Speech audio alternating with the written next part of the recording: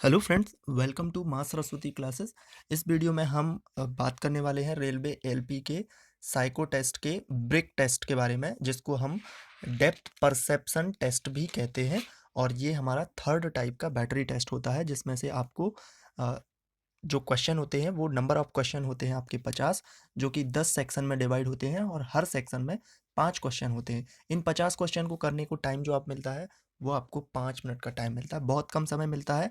और इन सब के बारे में इंट्रोडक्शन वीडियो जो भी जितने भी बैटरी टेस्ट होते हैं उसके बारे में हम पहले से ही वीडियोस के माध्यम से आपको बता चुके हैं। अगर आप उनको देखना चाहते हैं तो प्लेलिस्ट में जाके देख सकते हैं। सारे टेस्ट आपको कैसे सॉल्व करने हैं, किस मेथड से सॉल्व करने हैं, वो सारी चीज़ें भी हम आपको यहाँ पे बता चुके हैं। ये वीडियो हमारा ब्रिक टेस्ट का सेट फर्स्ट का यहाँ पे प्रैक्टिस वीडियो। तो यहाँ पे हम पूरे 50 क्वेश्चन को कंप्लीट करेंगे, तो आप भी यहाँ पे साथ साथ में सॉल्व करते जाइएगा। यहाँ पे आपको जो भी कुछ आकृति दिखाई रहती है, इसमें आपको जो ईंट रहती है उनको, एक ईंट जो है कितनी ईंटों को टच कर रही है, ये आपको पता लगाना होता है। यहाँ पे सबसे बड़ी बात ये होती है कि कोई ईंट अगर कॉर्नर टच हो रहा हो या कोना टच हो रहा हो तो उसको काउंट नहीं किया जाता है। तो सिंपल से हम यहाँ पे आप सॉल्व कर लेते हैं जल्दी से, क्योंकि इसमें बहुत कम टाइम मिलता है आपको। तो ए ईंट जो है वो कितनी ईंट को टच कर रही है ये आपको पता लगाना है। तो ए जो है वो 4 ईंट को टच कर रही है। इसमें आपको काउंट कैसे करना है, काउंट यहाँ पे आप देख सकते हैं, 1, यहाँ पे 2, यहाँ पे आगे चलोगी तो यहाँ पे 3 और यहाँ पे 4। तो आपकी ए ईंट जो है वो 4 ईंटों से टच कर रही है, ये आपका आंसर हो जाएगा। अब आप कहोगे कि डी भी टच कर रही है, तो डी का कॉर्नर टच कर रहा है, इसलिए डी को, कॉर्नर को कभी काउंट नहीं किया जाता है। दूसरी चीज़, इसको सॉल्व करने के टाइम पे आपको एक चीज़ और ध्यान रखनी है। कई बार कुछ लोग ऐसा करते हैं कि पहली जो ईंट है वो यहाँ काउंट कर ली, फिर दूसरी यहाँ पे काउंट कर ली। तो आपको एक अ, जो डायरेक्शन होती है उसको सही तरीके से फॉलो करना है। चाहे तो आप क्लॉकवाइज भी जा सकते हैं या एंटी क्लॉकवाइज भी जा सकते हैं। कई बार कहते हैं, कुछ लोग करते हैं कि एक यहाँ पे बुल काउंट हो गई और एक यहाँ पे दूसरी हो गई, तो उसमें गड़बड़ हो जाता है, आंसर सही आप नहीं कर पाओगे इतने कम समय में। ठीक है, तो ए ईंट जो है वो 4 ईंटों को टच कर रही है। अब बी की अगर हम बात करें तो बी कितनों को टच कर रही है, यहाँ से काउंट करते हैं, 1, 2, 3 और 4। तो बी भी यहाँ पे 4 ईंटों से टच कर रही है। सी की अगर हम बात करें तो सी जो ईंट है वो केवल 2 ईंटों से टच कर रही है। कौन-कौन सी? यहाँ पे सी देख पा रहे होंगे आप, एक ये और एक ये। तो सी जो है वो 2 ईंटों से टच कर रही है। ठीक है, इसी तरीके से अगर डी की बात करें तो डी 1, ये दूसरी, ये यहाँ पे तीसरी और ये यहाँ पे चौथी। ये वाली ईंट टच नहीं होगी क्योंकि इसका कॉर्नर टच हो रहा है, तो इसको काउंट नहीं किया जाता है कॉर्नर को। अब ई ई कितनों को टच करेगी ये देख लेते हैं। तो ई कर रही है यहाँ पे 1, सॉरी, यहाँ पे 1, यहाँ पे 2, इस तरीके से 3 और यहाँ पे 4। तो ई भी यहाँ पे 4 ईंटों को टच कर रही है। ये हमारा यहाँ पे पूरा क्वेश्चन सॉल्व हो गया। नेक्स्ट क्वेश्चन की ओर चलते हैं। तो सेकंड सेक्शन में कुछ क्वेश्चन यहाँ पे भी आकृति बनी हुई है, वो आपके क्वेश्चन देख पा रहे होंगे। तो उसमें भी सिमिलरली आपको यही पता करना है कि कौन-कौन सी ईंट कितनी ईंटों को टच कर रही है। पहली ए ईंट कितनों को टच करेगी वो चेक कर ले रहे हैं यहाँ पे। तो ए करती है यहाँ पे 1, 2, यहाँ पे 3, यहाँ पे 4 और यहाँ पे 5। तो ए 5 ईंटों को टच कर रही है। बी की अगर बात करें तो बी कितनों को टच करेगी, ये देख लेते हैं यहाँ पे। तो 1, 2, 3, 4 और 5। तो बी भी यहाँ पे 5 ईंटों को टच कर रही है। सी ईंट की बात करें तो सी यहाँ पे देख लेते हैं, सी की भी 1, 2, 3, 4, 5 और यहाँ पे 6। तो सी जो है 6 ईंटों को टच कर रही है। डी अगर बात करें तो डी कितनों को टच कर रही है, 1, 2 और 3। डी केवल 3 ईंट को टच कर रही है। ई ईंट की बात करें तो ई यहाँ पे देख लेते हैं, 1, 2, 3 और 4। तो ई भी यहाँ पे 4 ईंटों को टच कर रही है। सेकंड सेक्शन भी आपका यहाँ पे कंप्लीट हो गया। थर्ड सेक्शन की ओर चलते हैं। तो थर्ड सेक्शन में भी सिमिलरली यहाँ पे भी ईंट को आपको पता करना है। तो थर्ड में ए की सबसे पहले हम काउंट करते हैं, ए कितनों को टच कर रही है। तो ए कर रही है यहाँ पे 1, 2 और 3। ए यहाँ पे 3 ईंटों को टच कर रही है। बी की अगर हम बात कर लें तो बी करती है कितनों को, 1 और 2। इन दोनों को कर रही है, इस वाले को टच नहीं करेगी क्योंकि इसका कॉर्नर टच कर रहा है। ठीक है, सी की बात करें अगर तो सी देख लेते हैं, 1, 2 और 3। केवल इन तीनों ईंटों को टच कर रही है। तो सी यहाँ पे 3 को कर रही है। और डी को देखते हैं तो डी कितनों को करेगी, 1, 2, 3, 4। डी यहाँ पे 4 ईंटों को टच कर रही है। और डी के बाद ई की बात करें तो ई कितनों की कर रही है, 1 2 3 4 और 5। ई यहाँ पे 5 ईंटों को टच करती है, तो ई यहाँ पे सॉल्व हो गया। नेक्स्ट क्वेश्चन पे चलते हैं। तो नेक्स्ट क्वेश्चन में भी आपको ईंट भी पता करनी है। तो ए सबसे पहले ए से काउंट करते हैं, 1 2 और 3। तो ए आपकी 3 ईंटों को टच कर रही है। अब बी को देख लेते हैं, बी कितने को करेगी। तो यहाँ पे 1 2 सॉरी 1 2 3 और 4, ये वाली टच नहीं करेगी क्योंकि इसका कॉर्नर टच हो रहा है, तो इस वाले को नहीं माना जाता है। केवल इसकी साइड को टच होना चाहिए, वो माना जाता है। ठीक है, तो यहाँ पे बी जो ईंट टच कर रही है वो 4 ईंटों को टच करेगी। बी के बाद अब सी की बात करें तो सी 1 2 और 3, सी 3 को करेगी।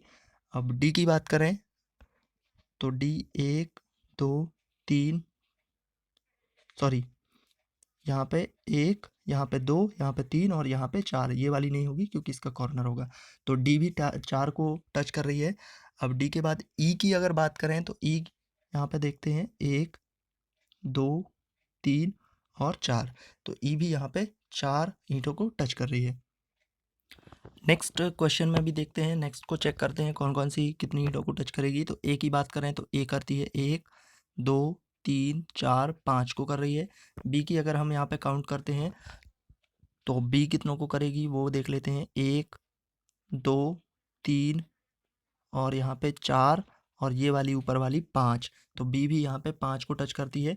सी की अगर बात करें, सी देख लेते हैं, सी 1 2 3 और 4 और यहाँ पे सॉरी यहाँ पे देखेंगे 1 2 3 4, ये 4 को करेगी, ये वाली नहीं होगी क्योंकि इसका कॉर्नर हो रहा है। तो सी यहाँ पे 4 को कर रही है। अब यहाँ पे डी को देखते हैं तो डी करती है 1 और 2 को। ठीक है, ई की अगर बात करें तो ई भी कर रही है यहाँ पे 1 2 और 3 को, तो ई यहाँ पे 3 को करेगी। नेक्स्ट क्वेश्चन पे चलते हैं। नेक्स्ट 6 नंबर का क्वेश्चन है, उसमें भी ईंट को ही चेक करना है। तो ए की अगर हम बात करें, ए कितनों को करेगी, यहाँ से काउंट करते हैं 1 2 3 और 4 और ये वाली 5, तो यहाँ पे 5 ए को कर रही है। बी को अगर हम बात करें तो बी 1 2 3